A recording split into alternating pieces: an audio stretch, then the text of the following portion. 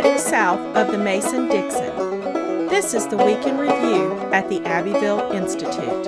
Here is your host, Brian McClanahan. Welcome back to the Week in Review at the Abbeville Institute. This is your host, Brian McClanahan, and this is episode 269, covering the week of July 5th through July 9th, 2021.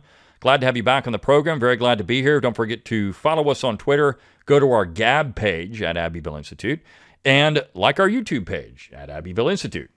Now, you can find the Twitter and YouTube account on our new and updated webpage. We're getting the other social media accounts on there. We're working on that, so hold tight. They'll be there. You can also download our mobile app off of the webpage, so consider doing that as well. Get that mobile app.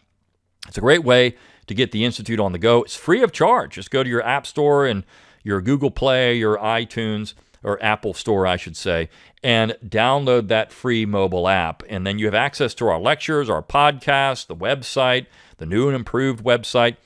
Send us your feedback on the website. We're still making a few tweaks in here and there, but we really like the new format. We've got the articles at the top of the page, just like we used to have, a little different image format.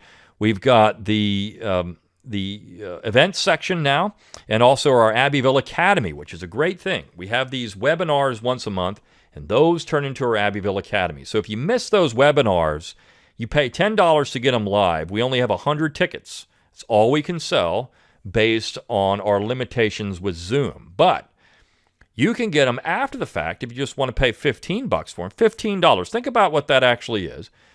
$15, it's a movie ticket nowadays, and you get an hour long, some cases 2 hour long, same price, Zoom ticket, essentially, to our Abbeville Academy, and you get a show. Now, you can download this, you can listen to it forever. It's like buying the video, and you get it forever. So abbevilleacademy.org is where that's located, but you can also get it on our new webpage. We have a great picture there of an 1850s schoolhouse with John C. Calhoun on the wall. It's really cool. But you've got Abbeville Academy, you've got our conferences, and consider a tax-deductible donation to the Institute, if I could speak today. A tax-deductible donation to the Institute.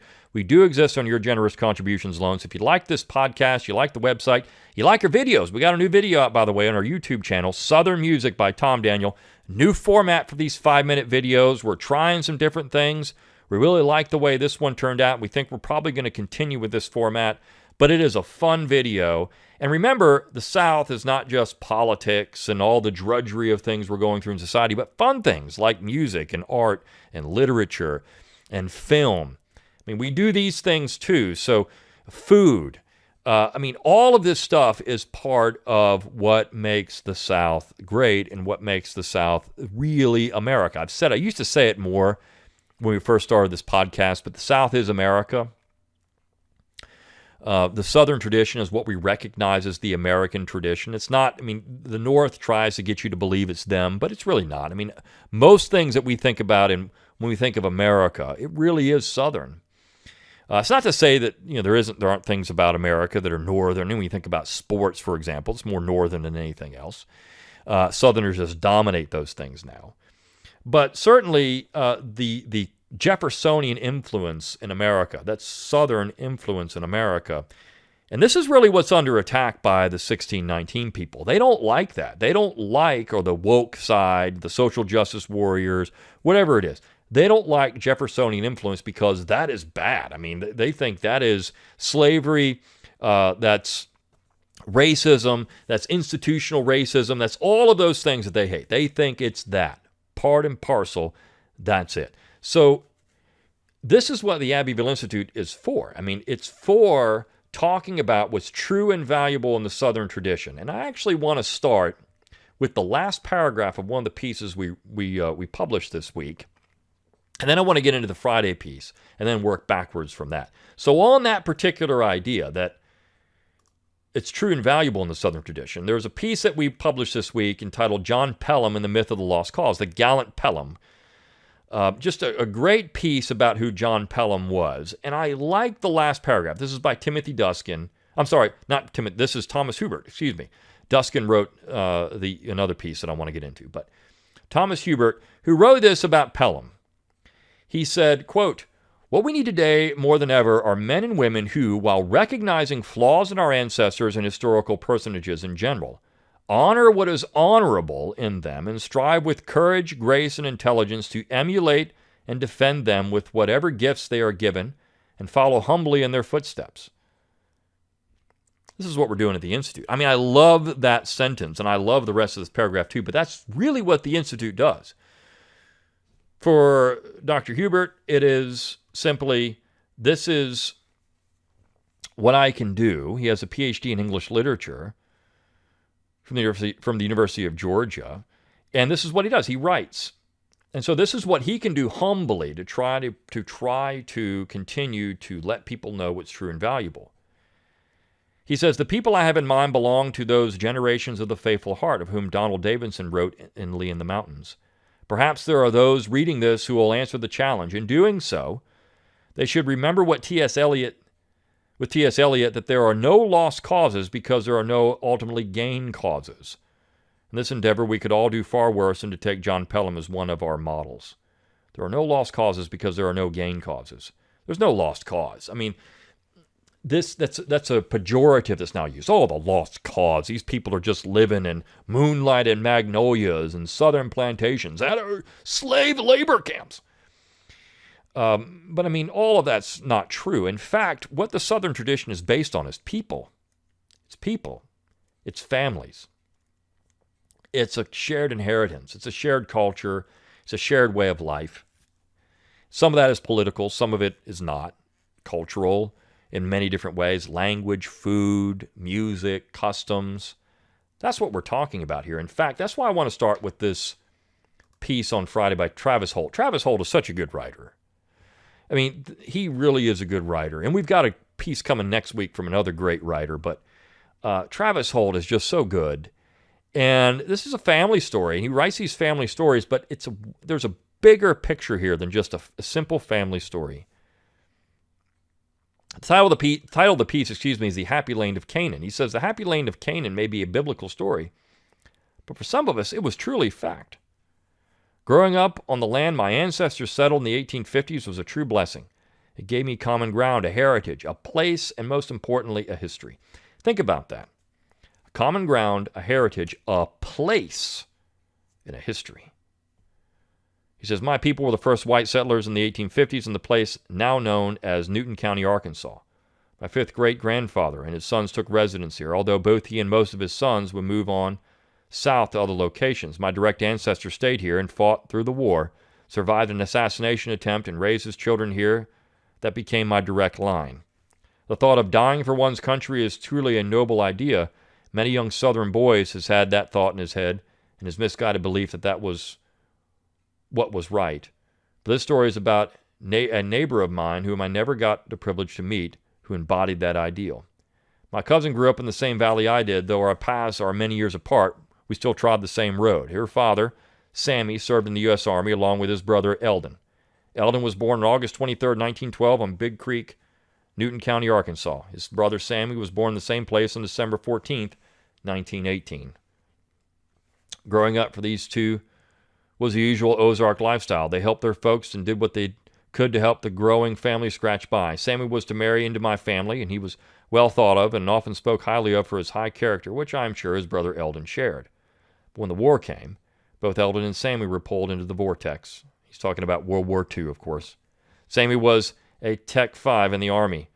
He survived the war but spoke very little about it, according to his children. He was a man to fix things and teach both his children how to do so themselves, so as not to leave them unarmed as things would unfold.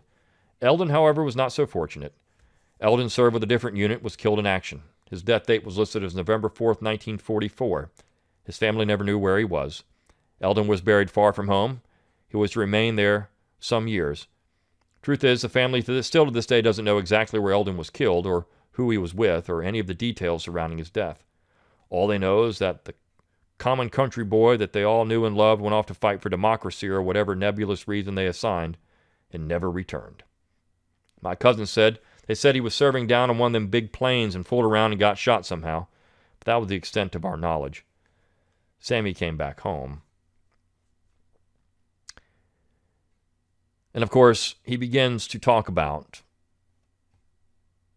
this place. He says, as a child, I well remember walking through Smith Cemetery with my grandparents and great-grandparents. My great-grandmother, Edna, would gently guide me and tell me little anecdotes about the folks who laid there. Her son, my great-uncle Stanley, lies there in an early grave, not due to war service or any such thing, but due to a vehicle accident deserving of its own article. But I remember my Grandma Edna rolling out green carpet and heaping sand upon the graves there in Smith Cemetery. She was repeating a long passed-down tradition. My great-grandmother knew and loved tradition and all that it entailed. I well remember walking around Smith Cemetery and listening to her talk of the people she had known that rested there. One of Edna's sons was married into the Ewing family, and they were closely tied together. As we trod Smith Cemetery, I never realized the grave that stood so closely to my own family, nor for the gravity of what it meant. Years after the war, the government, mostly mothers of the lost, began a movement to reinter those killed in their native lands. Eldon was brought back home to rest in the cemetery in Vendor, Arkansas, so near where he was born. Sammy's daughter remembers that when they finally brought Eldon home, they told her father that the funeral would be held at a certain date. Sammy refused to attend. He told his family, that ain't him, that's just a bag of sand. Sammy lived out his life, dying in Vendor, Arkansas, while checking his traps. As I strolled the roads in Smith Cemetery as a young child, I had no idea of the things I would later realize. There are people there that exemplify what I should be, men who died for a cause worth dying for. There are men who were forced into things they would later regret and never recover from. There are men who lived their lives out and never thought a wink about conflict or such things. But as I stroll the graves here at Smith Cemetery, I still see my great-grandmother Edna. I can't help but think if her pouring sand is a strange compliment to a boy who fell so far from home. Eldon was brought back to Newton County, Arkansas, a monument to those who think serving the Yankee war machine for a living and who always come up short. He lies there. He gave his all, as did his brother. The difference is one survived and one didn't. We will never know this side of the river if Eldon saw what was coming or if he was killed outright. What I do know is this. He grew up in the hills of Newton County, a place that protected and nurtured him as he grew to manhood, hunting and fishing and running barefoot with all his cousins and other family. He died far from the hills where he shouldn't have been. He died far from the hills that were his home. I wonder, sitting here, if he in the last moments of his life lifted his eyes back across the massive, endless ocean and saw those hills and valleys once more as he died. Maybe he had a beautiful recollection as he went. Or maybe it was never that poetic or dignified. He would never see those hills again in his life. On a bright sunny day in Vendor, I struggle along behind my great-grandmother as she tends to the graves there. She rolls out green boat carpet and tends to the weeding and care of the stones. I had no idea about the nearby stone for Eldon Farmer, nor his brother Sammy, save for he was our kinfolk and he should be remembered and revered. Eldon Stone has one of the greatest epitaphs I've ever read, one I spent years walking around. Sergeant Eldon Farmer, August 23, 1912, November 4, 1944. I will lift mine eyes up onto the hills. We in the hills shall always remember you, sir. A beautiful, beautiful story about the Southern tradition. It's perfect. And when we go back and look at what's happening in America now, Eldon Farmer would be called all kinds of names today. But he was from a place and a people, and these people were real. And his grandparents were those that fought in the war, probably, or great-grandparents. And those are the people that are demonized now. We're now the same distance today from World War II as our grandparents were, or those who fought in World War II were from the War for Southern Independence. 80 years. We're the same distance. And in that time, think about all the things that have changed. John Pelham is now demonized, but 80 years ago, he was a hero. Eldon Farmer now is a hero. What would he be 80 years from now? Is he going to be an imperial soldier, putting his boots on foreign soil? Of course, Holt says, he died fighting for some Yankee war. In many ways, that's true. But what is at the end of what's the end game for all of this? This is what we have to remember. And when you read Timothy Duskin's The True Cause of the War Between the States, and he talks about Thornwell, James Henley Thornwell, who said this is what the war is really about in 1851, what this conflict is really about. He says the parties in this conflict are not merely abolitionists and slaveholders. They are atheists, socialists, communists, red Republicans, Jacobins on the one side, and the friends of order and regulated freedom on the other.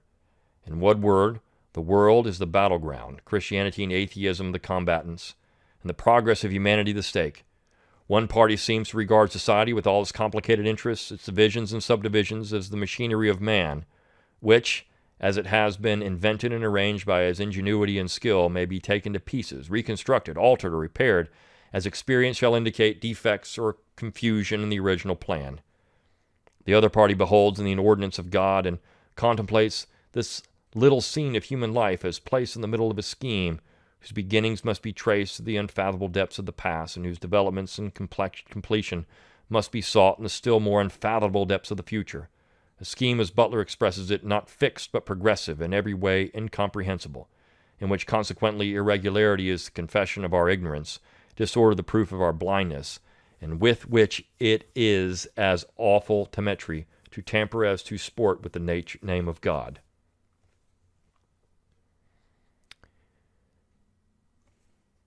And so when you look at that, I mean, what's at stake here? And a lot of people have pointed this out now. Duskin says, when I see the Confederate flag, it means to me what Thornwell said, order and regulated freedom. It also means Christianity to me. The cross of St. Andrew, which it bears, is a Christian cross. The Confederate Army was the most Christian army since Cromwell's army. The facts about this were recorded by two former Confederate Army chaplains, J. William Jones and William W. Bennett, in books they wrote after the war. It was because of the results of what Bennett called the Great Revival in the Southern armies that the South later became known as the Bible Belt. Modern social justice is simply a hatred for Christianity because it is in the Western civilization that Christianity has historically had the strongest influence, and although in a mixture of pure and adulterated forms.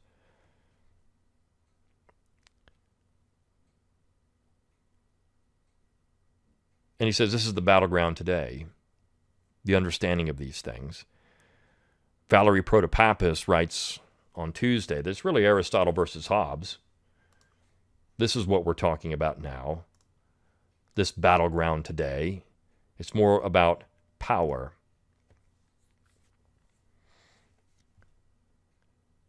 She says, Lincoln and those who see government as he did, that is, the last bastion against anarchy, will always wage war against those who see man as capable of self-government and requiring no more than limited government to guide the republic. Considering that virtually every great human accomplishment came from the smaller enclaves of humanity, whether from the city-states of ancient Greece or medieval Europe, and that all that seems to arise from the superstates since the 19th century is even larger and more vicious wars and genocides, I would say that Aristotle and the South are right about what is best for mankind. Sadly, however, there can be no doubt that today we see the total triumph of Thomas Hobbes, and in America at least, with Lincoln as his prophet. And this gets into this idea, and she says the ultimate cause of the War of Secession were two mutually exclusive understandings of government. The South embraced this Aristotelian view of government, the North a Hobbesian view of government. And because of that, one won and one lost, and the South lost, and therefore that Aristotelian view of government has been suppressed, put down. And that is the danger of everything we're seeing in modern society. We're losing that idea of small is beautiful. We're losing that idea of self-determination and self-government, that Aristotelian model, because the boot has to be on someone's throat, and it can be an economic boot, it can be a physical military boot, it can be whatever. But it's a central state forcing its will on people. That's what we're seeing. And that's why I'm going to wrap up the week with this piece by Boyd Cathy, Independence Day and the Preservation of History. And I want to read this whole piece, because this gets into this idea of Lincoln and what Lincoln actually bequeathed to America. What he left to it. What was Lincoln's legacy, ultimately, for America and the South and the Southern tradition. We've got Thomas Holt saying it's family, and that still is there. I mean, Thomas Holt is writing this today. This is the South, and it really is. I mean, what he talks about in that piece really is just the South. It's a love of place and people and history. It's a love of your family. And it doesn't mean people in other parts of the country don't love their family. I mean, of course they do. But it's evil to say that some people's family are good and some people's family are evil. That's the root of evil. That's corruption of blood. I've said it before. It's corruption of blood, and that's something we should resist with all of our energy. July 4th, Independence Day, has become for most Americans little more than another holiday, a day off from work and a time to barbecue with family and friends. Yet the Declaration of Independence and the day we set aside to commemorate it should make us reflect on the sacrifices of the men who signed it and what they intended. Representatives from 13 colonies came together to take a momentous step they knew might land them on the scaffold. They were protesting that their traditional rights as Englishmen had been violated, that those violations had forced them into what was actually in many ways America's real Civil War, English subjects in America against the English government at Whitehall. For many, the Declaration of Independence is a fundamental text that tells the world who we are as a people. It is a distillation of American belief and purpose. Pundits and commentators, left and right, never cease reminding us that America is an exceptional nation, conceived in liberty and dedicated to the proposition that all men are created equal. Almost as important as a symbol of American belief, we are instructed, is Abraham Lincoln's Gettysburg Address. Lincoln intentionally places this short peroration in context of a particular reading of the Declaration. He bases his concept of the creation of the American nation in philosophical principles he sees enunciated in 1776, and in particular on the idea of equality and a new national unity undreamt of by earlier generations. With this understanding, he charts a new and radical departure. This nation shall have a new birth of freedom, an open-ended invitation to future revolutionary change. In his view, America is a nation whose unbreakable unity supersedes the recognized and prior rights of the states, and which finds that unity in mystic chords of memory. The problem is that this interpretation, which forms the philosophical base of both dominant movement conservatives from today, neoconservatism, and the post-Marxist multicultural left, is basically false. As I've argued, and as I've argued in two pieces now at Chronicles, they're the two sides of the same coin. Boyd Cathy gets this 100% right. Lincoln opens his address 7 years ago, our fathers brought forth. There is a critical problem with this assertion. It was not the Declaration that created the new nation. The Declaration was a statement of 13 individual colonies announcing their respective independence from the mother country, binding themselves together in a military and political alliance. It was the Constitution, drafted 11 years later, after the successful conclusion of the War for Independence, which established a new nation. And as various historians and scholars have pointed out, in 1776, the American founders never intended to cobble together a nation with a unitary government based on the proposition that all men are created equal. We, in fact, did a video on this. I did one for the Abbeville Institute on our YouTube page. If you just go out and look at Gettysburg Address, Lincoln's Gettysburg Address, I did an entire video on Lincoln's distortion of the Declaration in that. A brief survey of the writings of such distinguished historians and researchers as Barry Shane, Forrest McDonald, Emmy Bradford, George W. Carey, and more recently Kirkpatrick Sale, plus a detailed reading of the commentaries and writings of those who met in Philadelphia, give the lie to that claim. The framers of the Constitution were horrified by egalitarianism and democracy, and they made it clear that what they were establishing in 1787 was a limited republic, which owed its existence to certain powers conceded by their respective states. A republic in which most rights were retained zealously by the states, including the inherent ability to decide who would participate in governing and on what basis. The 10th Amendment, too often overlooked or disregarded, spells that out. The powers not delegated to the United States by the Constitution, nor prohibited by it to the states, are reserved to the states respectively or to the people. The survey of the correspondence and the debates over the Constitution and its meaning underscores support of this regionalism and anti-egalitarianism, as Professor Bradford methodically demonstrates in his volume Original Intentions, and also in Founding Fathers. Obvious then, Lincoln could not found his new nation on the U.S. Constitution. It was too aristocratic and decentralized, with non-enumerated powers maintained by the states, including the implicit right to secede, admitted by almost the entirety of constitutional interpretation prior to 1861. Indeed, slavery was explicitly sanctioned, even if most of the framers believed that as an institution it would die a natural death, if left on its own. Lincoln went back on the Declaration of Independence and invested in it a meaning that supported his statist and wartime intentions. But even then, he verbally abused the language of the Declaration, interpreting the words in a form that its signers never envisioned or intended. Although those authors employed the phrase, all men are created equal, and certainly that is why Lincoln made direct reference to it, a careful analysis of the Declaration does not support the sense that Lincoln invests in those few words. Contextually, the authors at Philadelphia were asserting their historic and equal rights and law as Englishmen before the Crown, which had, they believed, been violated and abused by the British government. Like the framers, the founders rejected egalitarianism. They understood that no one is literally created equal to anyone else.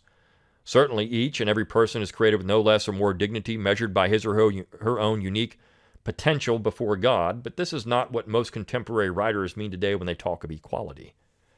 Rather, from a traditionally Christian viewpoint, each of us is born into this world with different levels of intelligence and different areas of expertise.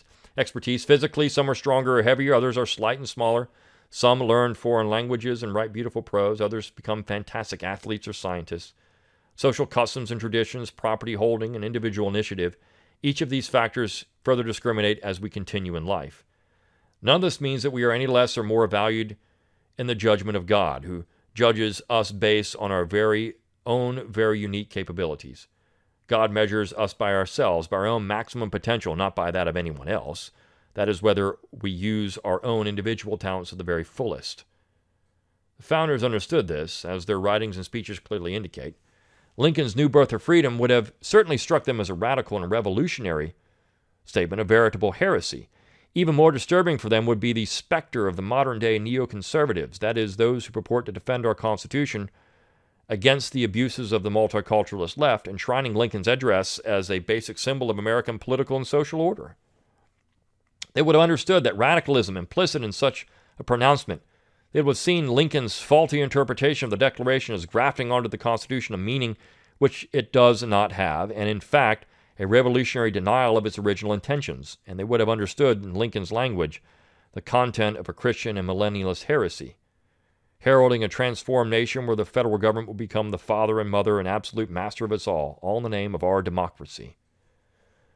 Thus, as we commemorate the declaring of American independence 245 years ago, we should lament the mythology created about it in 1863.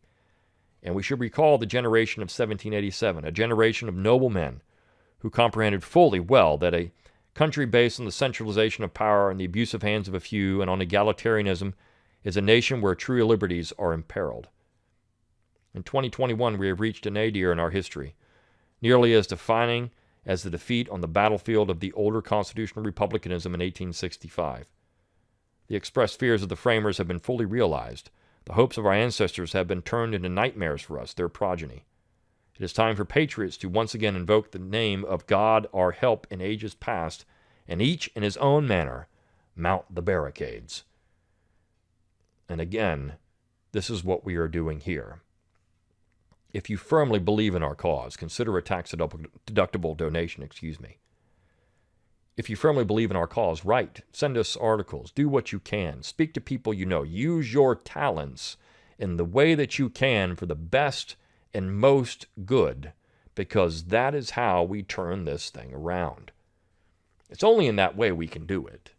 It's only in that way, and it's only in that way that we're ever going to make headway in this mess that we find ourselves in 2021. I have said for a long time it's going to get worse before it gets better, and I still believe that. There are those optimistic who will say, well, we might be seeing a change. Maybe we're turning the corner. Maybe people aren't so interested in tearing things down. I don't see that happening. I think there's a pause. We're waiting for the next thing, for the next shoe to fall. And of course, more is coming down. Everything is changing. It's just it's not publicized as much because it's not even considered to be that radical anymore to do this. It's just, this is what needs to happen. The neoconservatives have said it. The left has said it. Confederate monuments, statues, everything traditional has to come under attack. The right is trying to draw the line at the founders and say, you shall not pass here. But of course, the left is just going to bulldoze right over it. There's no line of demarcation. There's no Treaty of Tordesillas. Spain gets this, Portugal gets this. There's none of that. It's the left gets it all, and they'll leave nothing. They're a cancer. They're locusts. They are the modern personification of locust, of the consuming fire of these things, and they're going to take it all if they can do it. So, where do we go from here? Well, we have alternative sites like the Institute and others that are out there trying to talk about these things and say, look, there's another way. There's tradition. These things matter. People matter.